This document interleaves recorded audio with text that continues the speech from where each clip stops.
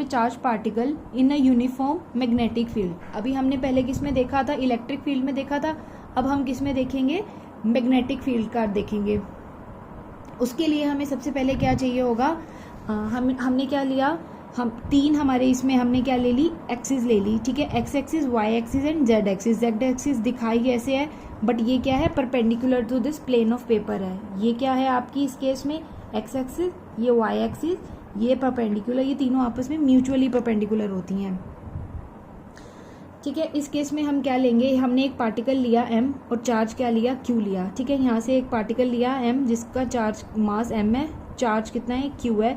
इसने क्या किया, मैग्नेटिक फील्ड के अंदर एंटर कर दिया, किस वेलोसिटी से, v वेलोसिटी से, ठीक है। ऐसे इसने एंटर किया v वेलोसिटी से इस डायरेक्शन में, ये b के, और मैग्नेटिक फील्ड की डायरेक्शन क्या है आपकी, x एक्सिस की डायरेक्शन में है, ठीक है। चार्ज ने क्या किया, एंटर किया, इस वेलोसिटी से एंटर किया और एंगल कितना बनाया इसके साथ, थीटा एंगल बनाया। अब ठीक है, हमें जो एक्सिस पता है वो कौन सी पता है, x axis, Y axis, Z axis.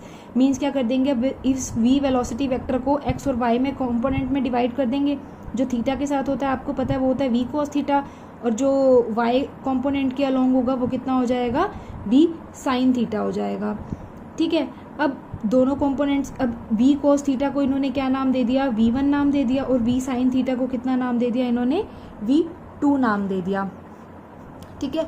अब आगे क्या अब हमने क्या देखा कि ये जो आपका कंपोनेंट है v2, ठीक है, ये कौन सा कंपोनेंट है v1, ये कौन सा कंपोनेंट है v2।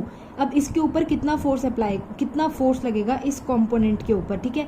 मैग्नेटिक फील्ड की डायरेक्शन ये है, कंपोनेंट कौन सा कंसीडर कर रहे हैं हम, ये कंपोनेंट कंसीडर कर रहे हैं, ठीक है। आपको पता है एफ क्या होता है, q v B, v cross B, ये हमने किस में देखा, लास्ट टॉपिक्स के अंदर देखा, F is equals to q v B होता है, ठीक है। अब हमने ये क्या था, वेलोसिटी इसका वेक्टर कंपोनेंट था, जब हम इसको मैग्नीट्यूड लिखेंगे तो क्या हो जाएगा, F is equals to q magnitude of v cross B हो जाएगा, ठीक है। जब वी क्रॉस की वैल्यू आप खोलोगे तो आपको पता है कितना होता है, साइन की टर्म्स में खुलता है, तो q v B sine 90 degree and we know that sine 90 degree is 1, ठीक है। तो एफ की वैल्यू क्या हो जाएगी इस केस में, q v B sine theta, ठीक है।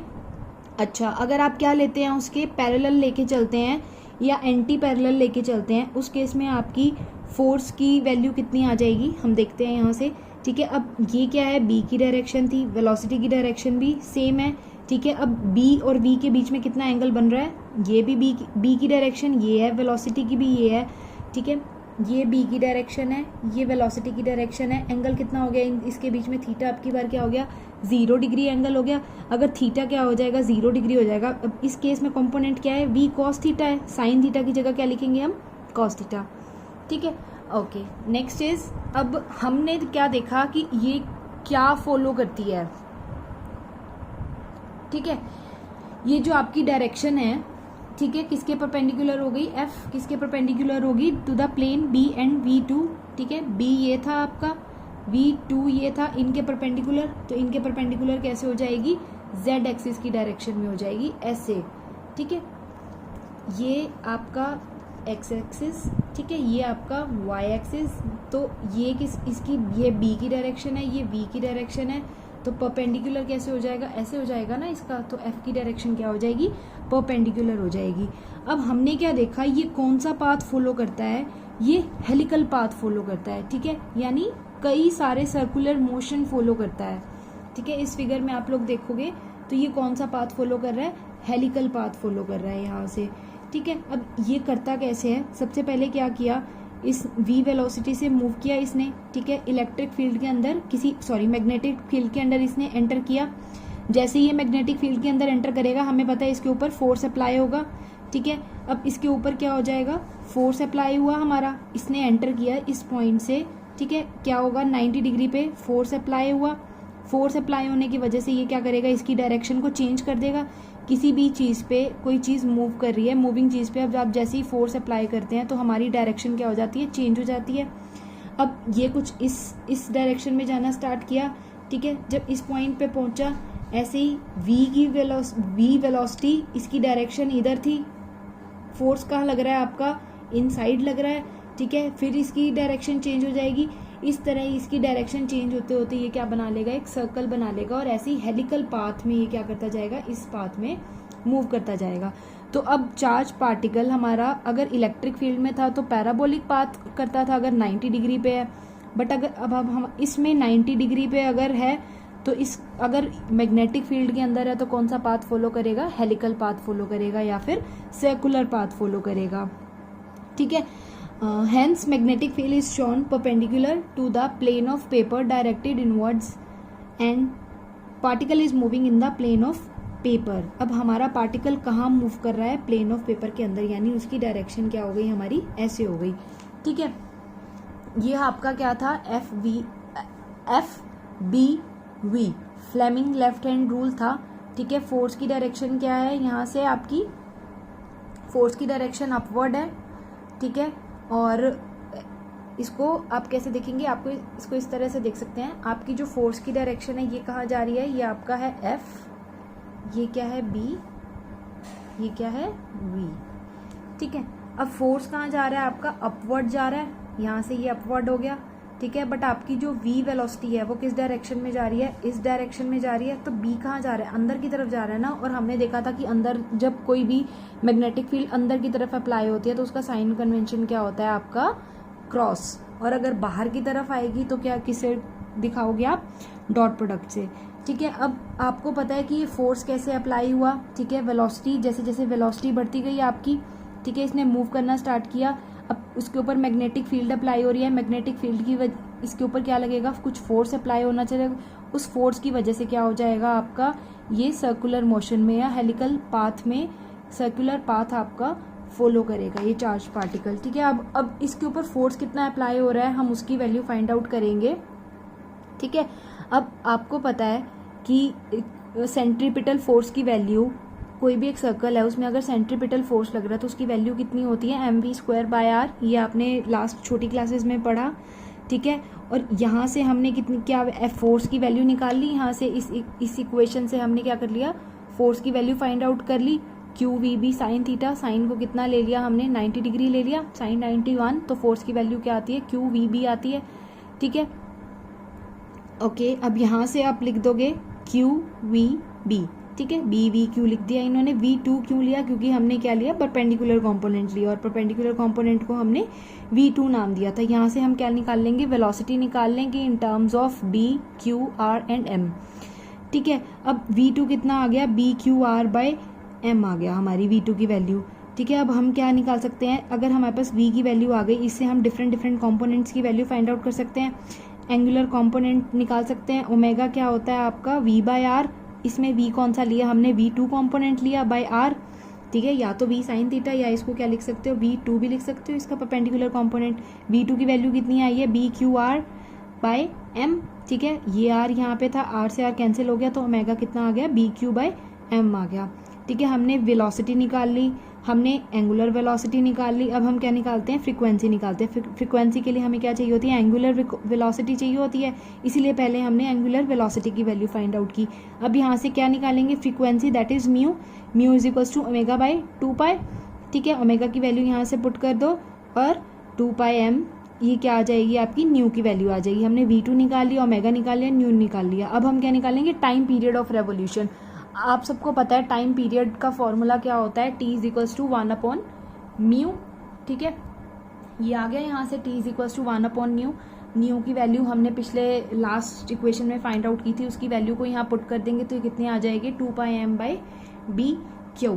ठीक है, अब थर्ड और फोर्थ इक्वेशन, जब हमने न्यू की वैल्यू निकाली और टी की वैल्यू निकाली, हमने क्या देखा कि ये वेलोसिटी वेक्टर पे डिपेंड नहीं कर रहे।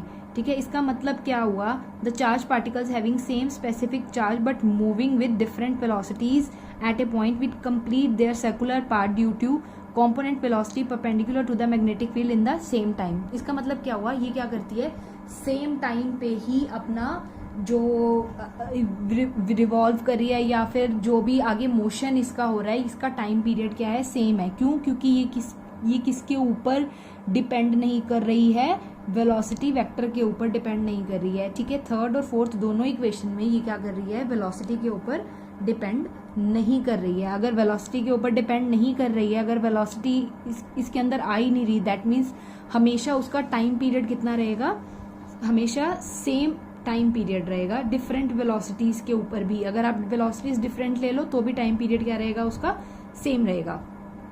ठीक है, अब हम क्या लेते हैं, हम v cos, अभी हमने क्या लिया, v sin लिया, अब इन्होंने क्या लिया, v cos कंपोनेंट ले लिया यहाँ से। जब आप देखोगे तो उसके ऊपर क्या होगा, कोई फोर्स नहीं होगा, क्योंकि आपको पता है कि v और b के बीच में एंगल कितना है, अब की बार 0 हो गया। ठीक है, तो चार्ज पार्टिकल क्या कर रहा है, linear distance in direction of magnetic field with the constant speed v cos theta. अब इसका मतलब क्या हुआ, अगर कोई फोर्स नहीं लग रहा, उसके ऊपर कोई फोर्स नहीं लग रहा, तो यानी ये as it is linear speed, इसकी लीनियर स्पीड देगा। ठीक है, अब आपका ये जो ग्राफ है, ये ग्राफ आपको क्या एक्सप्लेन करता है, ये जो आपके पास ग्राफ था, ये ग्राफ आपको क्या एक्सप्लेन करता है। अब इसमें आप लीनियर स्पीड, अब ये हेलिकल पाथ क्यों बना, ठीक है, अब आपको समझ आएगा। ये जो रोटेशन थी ये किसकी वजह से हुई, सर्कल किसकी वजह से बने, मैग्नेटिक फील्ड की वजह से बने, बट ये साथ साथ आगे भी बढ़ रहा है, देखो हेलिकल पाथ बन रहा है, ये किसकी वजह से हुआ, इस v cos थीटा कंपोनेंट की वजह से हुआ, v sin थीटा कंपोनेंट की वजह से, परपेंडिकुलर कंपोनेंट की वजह से, तो ये सर्कुलर पाथ बना।